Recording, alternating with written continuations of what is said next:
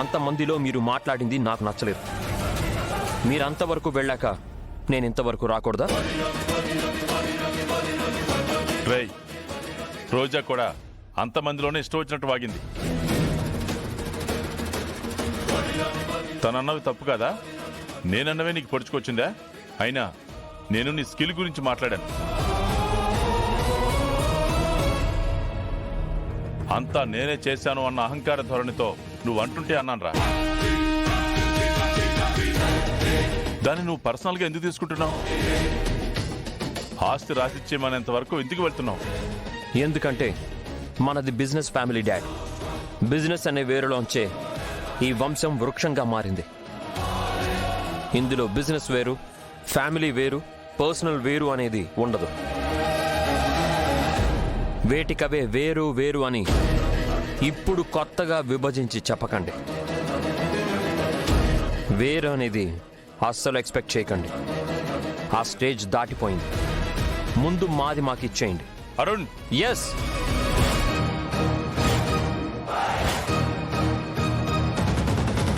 ఆ తర్వాత మీ రెండో కొడుకుతో మీరేం కావాలంటే అది చేసుకోండి. ఎవరికి వాళ్ళు విడిపోవడం చూడ్డానిక నేను ఉంది. మరి మీరు బిజినెస్ రాని వాడితో బిజినెస్ చేయించి ఇదంతా కరిగించేస్తుంటే చూడ్డానిక మేముంది? వీణ్ణి రోజా బాగా ఎక్కించి తీసుకొచ్చినట్టుంది. ఎవరికి సపోర్ట్ చేయాలో అర్థం కావడం లేదే.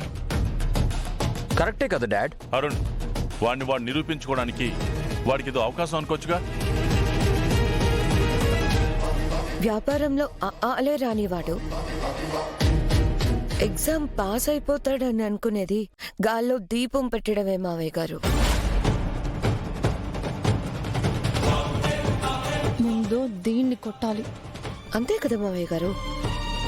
అవకాశం అనామకుడికి ఇస్తుంటే మేమెందుకు కోరుకుంటాం? ఫెయిల్ అయితే మా పరిస్థితి ఏంటి? అలా ఏం జరగదమ్మా. కీడించి మేలించాలి అని అంటారు మావయ్య గారు.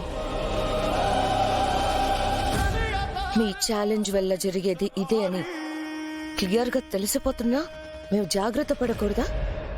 మా వాటా మాకు పంచేయమని అడగకూడదా? బిజినెస్లో ఓనమాలే తెలియని వాడితో నన్ను పోలిస్తే నేను భరించాలా? Never dad. మీరు ఓడిపోయేది నేను చూస్తాను.